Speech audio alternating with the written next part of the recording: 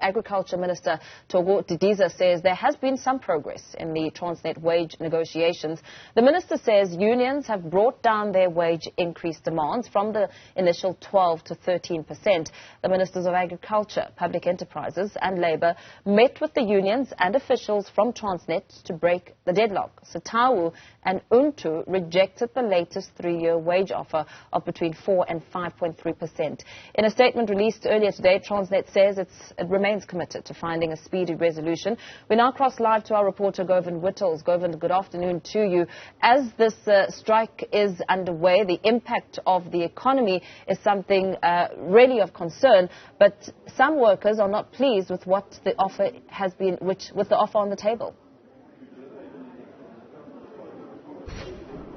Indeed, and the stakes are very high, as we heard from the Rural Development and Land Reform Minister Thoko Didiza, who spoke to us a short while ago, indicating that she's well aware that some of the produce is stuck on the rail lines, others are heading to the ports, and the people here at Agri-SA, whose conference starts today, have placed some urgency on this issue and saying they expect the government intervention to resolve the problem as soon as possible. We've had a few interesting speakers at the conference this morning, and we'll talk about the likely impact of this strike and some of the other issues such as disease, rising water tariffs, the oil supply, and of course the electricity supply on the performance of the agricultural sector. But before we get to that, let's listen again to Thoko Didiza, the Minister of Rural Development and Land Reform, about the impact of the strike on the agricultural sector and what they plan to do about it.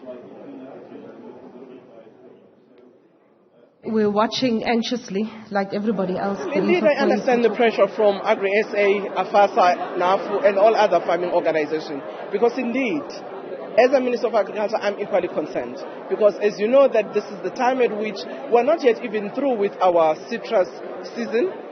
Table grapes is coming on stream, berries are coming on stream, so all of those require, an efficient logistics system. We also have just finished harvesting of our maize. Some of it have to go outside the country. But at the same time, as Yago is saying, we need agricultural chemicals and fertilizer and oil to come in the country to make sure that we can go on the summer production season. Let me just say that yesterday, as Minister of Agriculture, Minister of Public Enterprises and Labour, we were engaging, the various stakeholders, Transnet and its management, Labour, the two major unions, UNTU and SATAWU, but also we're meeting the industry, the agricultural industry, the mining industry, and all of those who are impacted upon. I think the Labour has actually come down from the 2 digits to a single digit in terms of their demands. We hope that they will narrow the gap between themselves and Transnet management to find a lasting solution in our engagement with all the sectors. We have been indicating the impact of this strike into the economy and also particularly job creation and the needed revenue that our country needs for its growth. Thank you. That was the Minister of Rural Development and Land Reform, Thoko Didiza, speaking here at the Agri-SA conference. And we've just been able to bring the Chief Operations Officer of Eskom, Jan Oberholzer, to talk to us about a comment he made earlier, saying that he expects load shedding to last about another year and a half, and saying he's hopeful that they won't go to stage 6 again and have another month of load shedding. Let's talk to him about that comment. Thank you so much for your time, Mr. Oberholzer. So what is it about the way the system's running that makes you believe that we'll only have load shedding for about another year and a half? I believe that we're doing a lot of work on our units, specifically those units that need the maintenance and the care. I believe that we have succeeded in getting our outage readiness much higher. We always wanted it about 80-85% before you then open a breaker. I believe that's where we are now.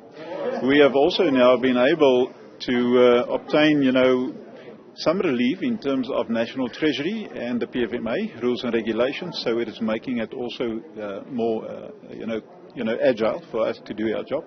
However, we do have a system that is unreliable and unpredictable for whatever reason. So we need to deal with those. But what is critical to understand is we need additional capacity in the country. That we have the luxury of taking those units that we need to take out on outage and fix it, and maintenance and fix it properly, that we can do it. Currently, because the demand and the capacity is sort of in equilibrium, we don't have that luxury to take the units off. So this is why it's critical that we get additional capacity. Now, your question was, why do I believe it's going to last, the risk of load shedding?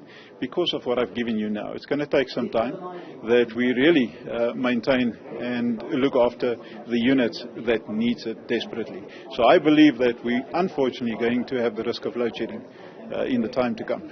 So those predictions are based on the rate of planned trips and maintenance that you have at the moment, but one of the variables that needs to be factored in is the rate of sabotage of Eskom. Is that rate coming down, or is the rate of sabotage stable at the moment or increasing? We have some cases of aspects that doesn't make sense. Why a unit actually is stripped.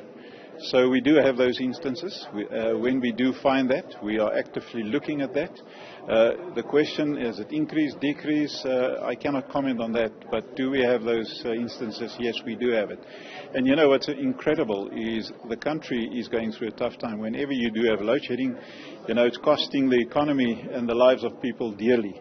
And that people are keeping up with mischief is an unfortunate situation. All right, thank you for speaking to us. That's the Chief Operations Officer at Eskom, Jan Oberholzer, speaking to us on the sidelines of the Agri-SA conference that is underway. Also heard commentary from Portia Derby, the CEO of Transnet, who said that the labor costs for Transnet sitting around 66%, and they simply can't afford to give the increase, even though she knows that there is pressure right now for them to pay what has been demanded by the unions. It's back to you for now.